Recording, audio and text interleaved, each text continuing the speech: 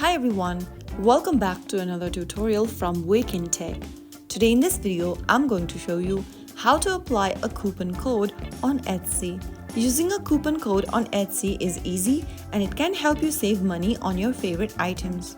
First of all, launch open the Etsy application on your device and log in. Once you're logged into your Etsy account, from the home page, go ahead and tap on any items you want to purchase or add to your cart.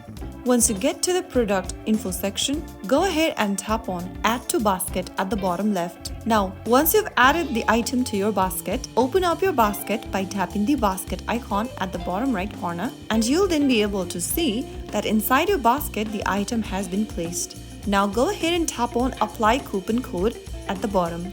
Enter your coupon code information in the text box exactly as given, and finally click on Apply. You should see the discount reflected in your total price before checkout. So that is how you will be able to apply a coupon code on Etsy. If you found the video helpful, don't forget to like, share and subscribe to our channel. I will be back again in the next episode. Thank you for watching.